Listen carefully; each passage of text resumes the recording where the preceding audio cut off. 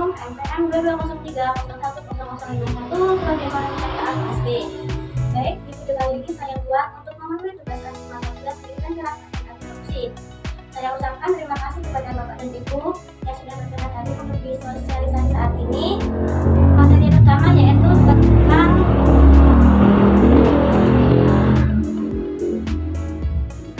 Kaya Raya Indonesia. Kaya Raya Indonesia itu merupakan istilah umum yang merujuk kepada suatu potensi, keunggulan, kemampuan kekayaan Indonesia. Hal ini dapat dilihat dari letak strategis Indonesia. Letak strategis Indonesia itu berada di antara dua benua, yaitu benua Asia dan benua Australia. Kemudian di antara dua samudra, yaitu Samudra Pasifik dan Samudra Hindia. Dengan adanya dua benua dan dua samudra tersebut, menjadikan Indonesia itu sebagai persimpangan lalu lintas dunia, baik lalu lintas udara, darat maupun laut. Kemudian yang kedua yaitu adanya sumber daya alamnya. Sumber daya alam di Indonesia itu sangat melimpah, dapat dilihat dari faunanya. Fauna di Indonesia itu mencakup sekitar 25.000 juta spesies tumbuhan dan 400.000 jenis hewan dan ikan. Kemudian untuk floranya yaitu mencakup sekitar 20.000 jenis tumbuhan dan 40%-nya itu merupakan jenis tumbuhan asli atau endemik Indonesia. Kemudian dengan adanya tumbuhan dan fauna di Indonesia itu dapat menjadi daya tarik bagi wisatawan mancanegara untuk datang ke Indonesia. Contohnya itu dengan adanya komodo, bunga bangkai, dan bunga turis. Tidak hanya fauna dan floranya, Indonesia juga memiliki potensi maritimnya, dapat dilihat dari sumber daya di lautnya, hasil tangkapnya itu, kemudian dari hasil tambangnya seperti batu bara, kemudian nikel, gas alam, minyak bumi, dan lain-lain. Kemudian yang ketiga yaitu adanya sumber daya manusianya. Yang keempat adanya keanekaragaman budaya. Keanekaragaman budaya di Indonesia kan sangat melimpah dari Sabang sampai Merauke, khususnya itu di suku Baduy dan Toraja.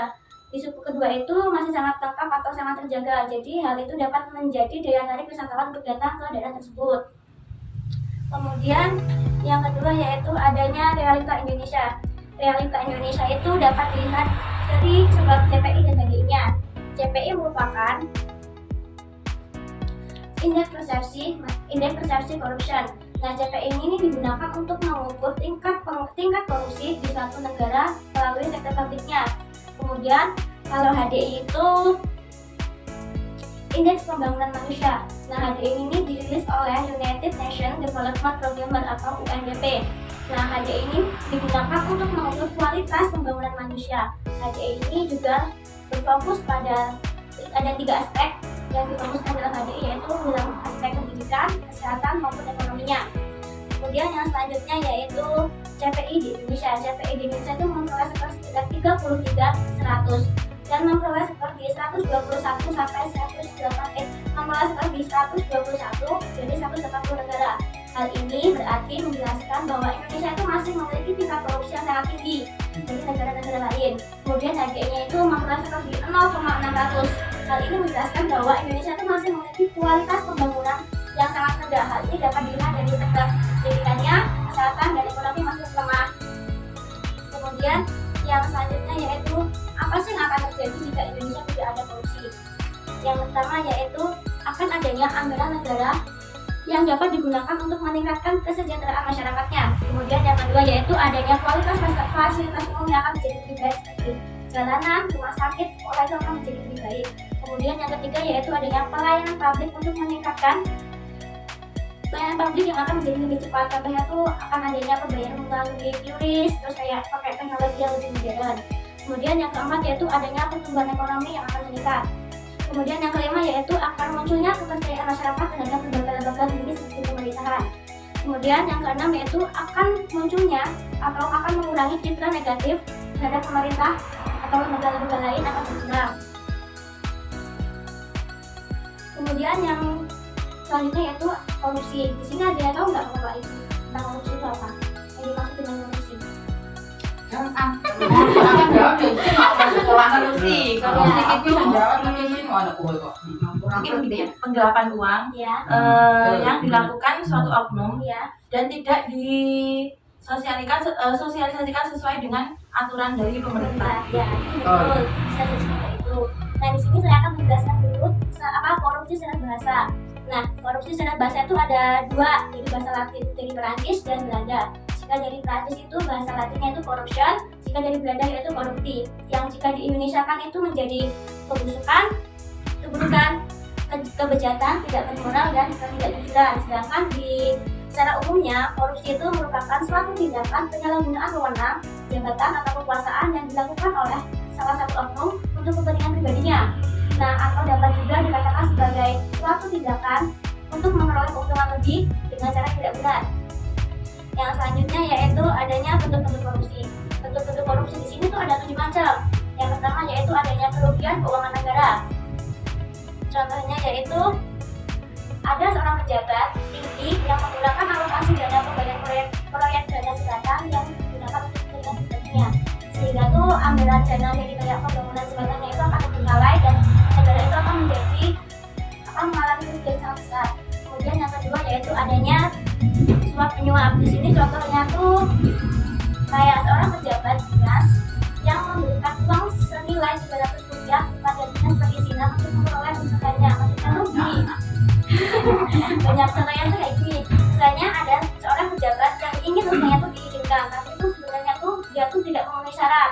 Nah, itu dapat dilakukan dengan memberikan uang atau suap menyuap. Kemudian yang ketiga yaitu adanya penerapan dalam jabatan. Penerapan dalam jabatan di sini dapat dilakukan dengan cara tuh adanya kepala pemerintah yang menggelapkan uang atau memasukkan laporan keuangan untuk kepentingan pribadinya. Terus yang ketiga yaitu adanya pemerasan. Contohnya tuh gini. Adanya seorang kepala dinas yang mengancam kepada kontraktor untuk memberikan jaminan uang dengan alasan supaya kontraknya itu tidak dibatalkan. Kemudian yang kelima yaitu adanya perbuatan curang, yaitu kayak panitia pengadaan barang dan jasa itu melakukan pengadaan dengan vendor lain untuk memenangkan tender. Kemudian tuh vendor yang lain itu sebenarnya itu layak, tapi dibuat tidak layak karena dialasankan atau didiskualifikasi dengan alasan pengadministrasian yang kurang. Kemudian yang keenam itu adanya benturan kepentingan dalam pengadaan. Contohnya yaitu adanya seorang pejabat pemerintah yang memberikan proyek kepada bawahannya itu dalam bentuk hadiah, dalam bentuk hadiah dengan alasan untuk saudaranya tanpa melalui transparansi yang jelas. Kemudian yang ketujuh yaitu adanya gratifikasi.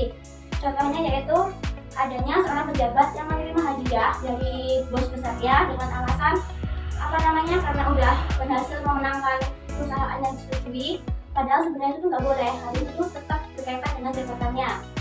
Kemudian yang selanjutnya yaitu adanya faktor penyebab korupsi.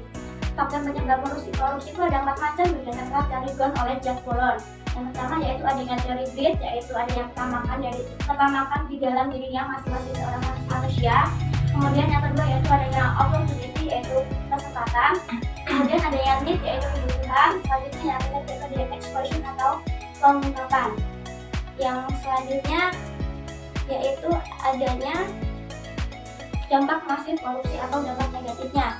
Dampak masif korupsi bagi negara itu akan meningkatkan utang negara, kemudian akan menurunkan pertumbuhan ekonomi dan investasinya. Kemudian yang ketiga yaitu akan meningkatkan kemiskinan. Yang keempat akan munculnya etika yang mati. Maksudnya tuh setiap orang yang melakukan korupsi itu tidak akan mempunyai etika. Maksudnya dia pasti etikanya bakal mati dan bodo amat, kayak gak takut gitu karena biasa melakukan korupsi. Kemudian yang selanjutnya yaitu akan hilangnya kepercayaan masyarakat terhadap lembaga-lembaga negara. Kemudian yang selanjutnya yaitu kualitas hidup akan menurun. Yang selanjutnya yaitu akan lemahnya keamanan dan ketahanan Indonesia. Yang selanjutnya yaitu nilai anti korupsi. Nilai anti korupsi ini ada 9. Yang pertama yaitu adanya sikap jujur, maksudnya tuh lurus hati, tidak berbohong, dan selalu konsisten dalam perkataan dan kenyataannya. Yang kedua yaitu harus disiplin, tidak membuang waktu atau kesempatan yang diberikan. Yang ketiga yaitu adanya tanggung jawab, maksudnya tuh jika kita diberikan pekerjaan atau sesuatu yang kita emang berikan dari atasan itu kita kerjakan sesuai amanah dan tanggung jawab. Gak boleh kayak habis dikasih pekerjaan itu tuh dia bilang kayak gitu, gak boleh, harus tanggung jawab. Terus yang selanjutnya yaitu harus adil, maksudnya tidak memihak sisi kanan maupun sisi kiri. Terus yang selanjutnya yaitu harus berani. Yang selanjutnya harus peduli, dalam artian tuh harus peka terhadap situasi dan kondisi yang saat ini terjadi. Kemudian yaitu adanya kerja keras. Kerja keras di sini maksudnya tuh melakukan pekerjaan dengan sungguh-sungguh. Selanjutnya yaitu harus sederhana, tidak berlebih-lebihan. Yang terakhir yaitu harus mandiri, maksudnya tuh mampu berdiri sendiri. Ketika kita ditetapkan di perusahaan A, kemudian dipindahkan ke perusahaan B, kita tuh mampu untuk menyelesaikan masalah itu sendiri tanpa harus kayak tergantungan dari posisi dari A, tergantungan dari orang lain, kita boleh. Kemudian yang terakhir yaitu adanya tokoh-tokoh yang berintegritas dan alasannya. Yang pertama yaitu adanya Baharudin Lopa. Kenapa Baharudin Lopa itu dikenal sebagai orang yang berintegritas? Karena Baharudin Lopa itu dikenal sebagai jaksa agung yang tegas, jujur, dan tidak mudah dikompromi, termasuk dalam kasus korupsi. Kemudian ia juga merupakan oknum yang berani menindak siapapun tanpa pandang bulu, baik pejabat tinggi maupun siapapun. Kemudian yang ketiga yaitu dalam jabatannya itu beliau juga mampu menolak gratifikasi dan menjalani hidup yang sederhana, mencerminkan ketulusan dan kejujurannya. Kemudian untuk nilai yang dapat diambil dari Baharudin Lopa yaitu sikap jujur, adil, kemudian ketegasan dan keberaniannya dalam menegakkan hukum. Kemudian yang terakhir yaitu adanya kesederhanaan dan hidup sesuai dengan prinsip moral bukan kepentingan pribadi. Kemudian yang kedua yaitu adanya tokoh Buya Hamka. Buya Hamka ini dikatakan orang yang berintegritas karena Buya Hamka ini dikenal sebagai ulama dan sastrawan, dan beliau juga dikenal sebagai orang yang konsisten dalam menyuarakan nilai-nilai moral dan keadilan serta menentang segala bentuk ketidakadilan termasuk korupsi. Kemudian yang terakhir yaitu ketika menjabat sebagai ketua MUI, dia itu dikenal sebagai orang yang tegas terhadap kejujuran meskipun mendapat tekanan dari berbagai pihak. Untuk nilai yang dapat diambil yaitu sikap tegas, konsisten dalam menyuarakan nilai-nilai keadilan, kemudian kemampuan untuk menginspirasi masyarakat untuk menjunjung tinggi keadilan.